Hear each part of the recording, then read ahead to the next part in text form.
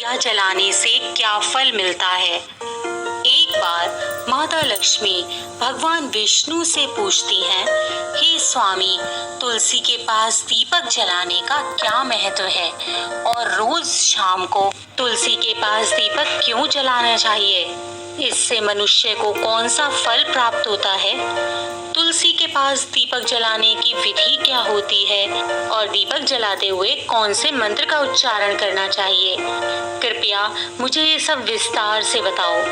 तब भगवान विष्णु कहते हैं, हे देवी, आज आपने समस्त मानव जाति के कल्याण के लिए बहुत ही महत्वपूर्ण प्रश्न किया है। आपके इस प्रश्न का उत्तर देने से पहले मैं आपको एक प्राचीन कथा सुनाता हूँ, जिससे आपके सभी प्रश्नों के उत्तर आपको मिल जाएंगे। इसलिए आप इस कथा को ध्यान से सुनो। तब भगवान विष्णु माता लक्ष्मी को वह कथा सुनाने लगते हैं। हे देवी, पूर्व काल की बात है। दक्षिण दिशा में तुंगभद्रा नाम की एक बहुत बड़ी नदी है। इस नदी के किनारे पर हरिहरपुर नाम का एक अत्यंत सुंदर नगर बसा हुआ है। उसी नगर में काशी नाम के एक ब्राह्मण निवास करते थे। वे अत्यंत गुणवान, चरित्रवान, धर्म कार्य करने वाले तथा वेदों के मार्ग पर चलने वाले थे। उन्होंने समस्त शास्त्रों का अध्ययन किया हुआ था।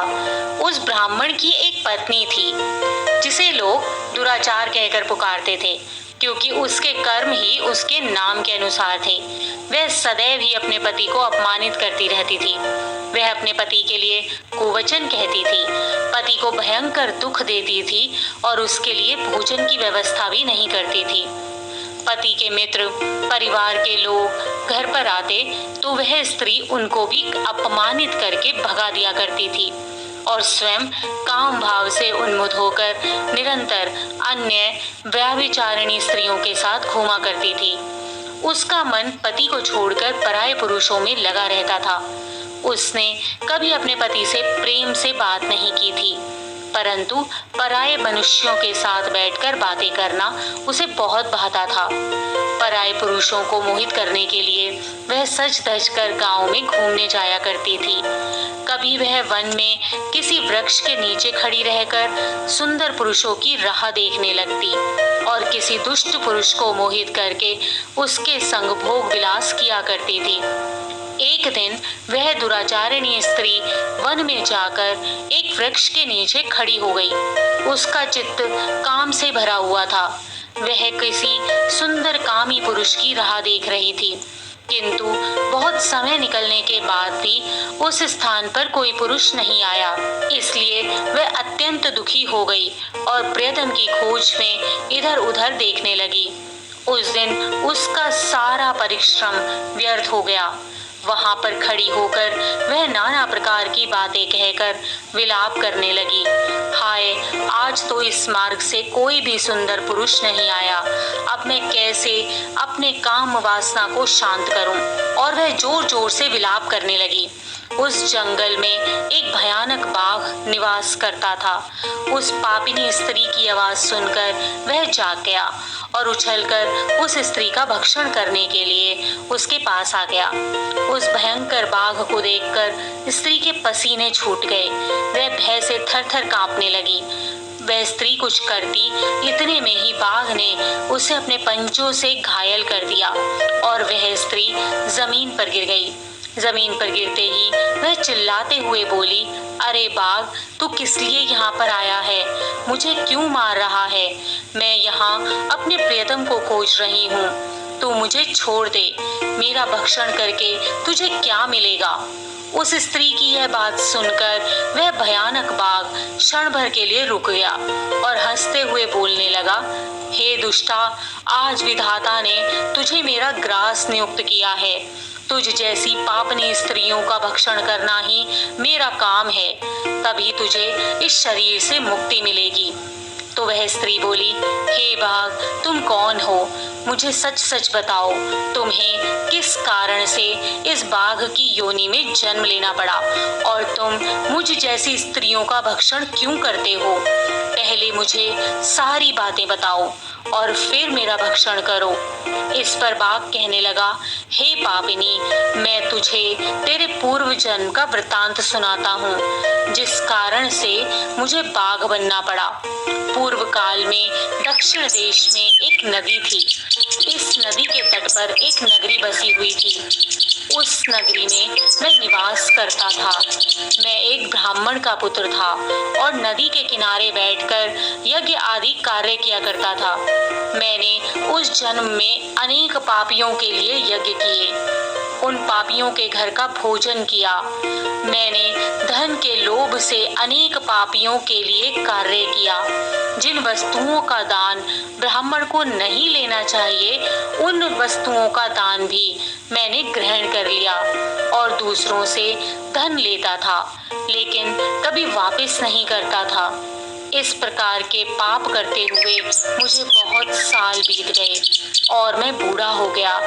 मेरे बाल सफेद हो गए, आंखें अंदर धंस गईं, मुख के सारे दांत गिर गए, लेकिन फिर भी मेरी दान लेने की आदत नहीं छूटी और मैं पाप करता गया। फिर एक दिन मैं धन के लोभ से नदी किनारे गया और अन्य धूर्त ब्राह्मणों के साथ मिलकर हमने लोगों को ठगा। झूठ मंत्र वचन बोलकर हमने बिना विधि विधान किए ही देवी देवताओं का पूजन किया और बहुत सारा धन दान में ले लिया। और उसी स्थान पर एक बीमार कुत्ते ने मेरे पैर पर काट लिया और मैं मूर्छित होकर गिर पड़ा। उसी क्षण मेरे प्राण निकल गए। फिर यम के दूत उस स्थान पर प्रकट हुए और मुझे पकड़कर यमपुरी ले गए। वहां पर यमराज ने चित्रगुप्त से मेरे कर्मों का लेखा जोखा निकालने के लिए कहा। फिर चित्रगुप्त कहने लगे, हे धर्मराज, इस ब्राह्मण ने घोर पाप किए हैं। इसने दूसरों से झूठ कहकर धन लूटा है, विधि विधान से पूजा न करके झूठ मंत्र बोलकर भगवान का अपमान किया है। इसलिए यह पापी ब्राह्मण केवल नरक जाने के ही योग्य है। फिर यमराज ने अपने दूतों को आदेश देकर मुझे नरक की अग्नि में डाल दिया। अनेक वर्षों तक नरक की सजा भोगने के बाद मुझे बाघ का शरीर प्राप्त हुआ और मैं इस दुर्गम वन में निवास करने लगा। मैं अपने पूर्व जन्म के पापों को याद करके कभी महात्मा, साधु पुरुष, सती स्त्रियों का भक्षण नहीं करता हूँ। मैं केवल पापी, दुराचारी और उल्टा स्त्रियों का ही भक्षण करता हूँ, ताकि मुझे पाप से मुक्ति मिल जाए। इस प्रकार से उस बाघ ने अपने पूर्व जन्म का वृतांत सुना दिया और उस स्त्री से कहने लगा, हे पापिनी, तेरे आचरण से तू उल्टा दिखाई देती है, तेरे आचरण से तू उल्टा जान पड़ती है। अपने पति को छोड़कर तू इस वन में अन्य पुरुषों के साथ भोग विलास करने की लालसा से आई है, इसलिए आज तू मेरा ग्रास अवश्य बनेगी। इतना कहकर बाघ ने अपने तीक्ष्ण नाखूनों से उस पापी स्त्री के टुकड़े टुकड़े कर दिए, उसे खा लिया। फिर उस स्थान पर यम के दूत प्रकट हुए और उस स्त्री को उठाकर यमपुरी ले जाने लगे। वहां पर उसे यमराज के सामने खड़ा किया गया। फिर चित्रगुप्त ने उस स्त्री का लेखा जोखा निकालते हुए यमराज से कहने लगे, हे धर्मराज, यह स्त्री तो अत्यंत पापिनी है। इसने घोर पाप किए हैं। इसने व्यभिचार किया है। इसने अपने पति की कभी सेवा नहीं की और का मन अन्य पुरुषों के साथ भोग विलास में लगा रहता था। उसके पापों को सुनकर यमराज ने उस स्त्री को अग्नि से भरे हुए कुंडों में डालने का आदेश दिया। अनेक वर्षों तक उसे उस कुंड में पकाया गया। फिर उसे निकालकर दूसरे नरक में डाल दिया गया। इस प्रकार से अनेक वर्षों तक अलग अलग नरकों में डाला गया और नरक में डालने पर वह महापापी स्त्री पुनः पृथ्वीलोक पर आकर चांडाल के रूप में उत्पन्न हुई। चांडाल के घर में जन्म लेकर वह फिर से अनेक पाप करने लगी। अनेक पापी पुरुषों के संग विहार करने लगी। कुछ समय बाद पूर्व जन्मों के पापों के कारण उसे कोढ़ का रोग हो गया। वह भयानक पीड़ा सहन करने लगी। उसका अंग अंग जलने लगा, उसके नेत्रों में पीड़ा होने लगी। इस दुख को सहन करती हुई वह दिन बिताने लगी। एक दिन वह तीर्थ में स्नान करने के उद्देश्य से अनंतपुरा में चली गई। वहां पर वह एक आश्रम के बाहर निवास करने लगी। वहां उस आश्रम में एक तुलसी का पौधा था। अन्य स्त्रियों को वहां पर तुलसी के पास दीपक जलाते हुए देखकर उस स्त्री ने भी वही किया। उसने तुलसी के पौधे के पास एक दीपक जला दिया। फिर उसी रात्रि हृदयघात से उसकी मृत्यु हो गई और यमराज के दूत उसे ले जाने के लिए वहां पर प्रकट हुए। जैसे ही यम के दूत उस पापी स्त्री को पाश में बांधकर ले जाने लगे, तभी भगवान विष्णु के दो पार्षद उस स्थान पर प्रकट हुए और उन्होंने उन दोनों को रोक लिया और कहने लगे, हे दूतों, इस स्त्री को तुम छोड़ दो। यह स्त्री नरक जाने के योग्य नहीं है। तुम किसके आदेश से ऐसा अधर्म कर रहे हो?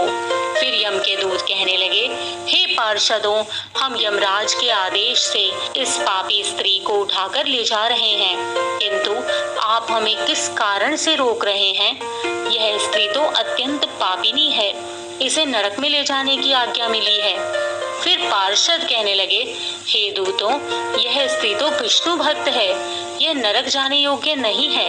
इसने शाम को तुलसी के पास दीपक जलाया है, इस कारण से इसके समस्त पाप नष्ट हो गए हैं। इसलिए अब यह नरक नहीं जाएगी, बल्कि स्वर्ग जाने की अधिकारिणी बन चुकी है।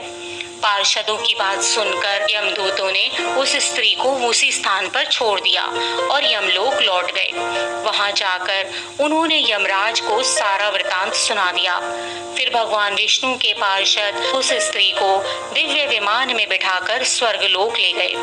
भगवान विष्णु कहते हैं, हे देवी, इस प्रकार से तुलसी के पास केवल दीपक जलाने मात्र से ही मनुष्य के सभी पाप नष्ट हो जाते हैं। जो स्त्री नित्य शाम को तुलसी के पास दीपक जलाती है, वह सौभाग्यशाली बनती है।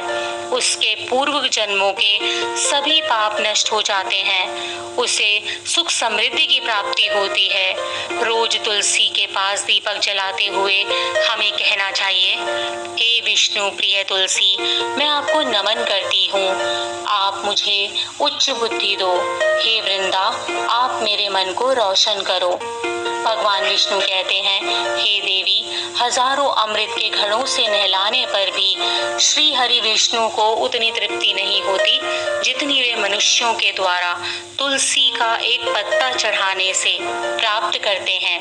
10,000 गोदान से मानव जो फल प्राप्त करता है, वही फल तुलसी पत्र के दान से प्राप्त कर लेता है। जो मृत्यु के समय अपने मुख में तुलसी पत्र का जल पा जाता है, वह संपूर्ण पापों से मुक्त होकर भगवान श्री हरि विष्णु के धाम को जाता है।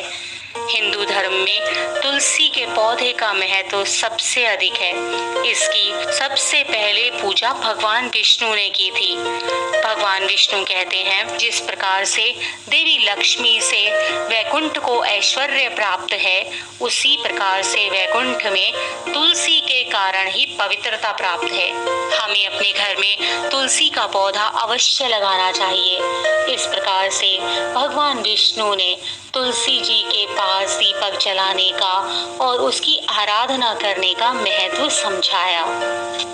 नमस्कार दोस्तों, तो आज हम लोग जानेंगे कि तुलसी के पेड़ में दिया जलाने से क्या फ़ायदे होते हैं और क्या क्या चीज़ें उसकी वजह से हमारे जीवन में बदलाव आ सकते हैं।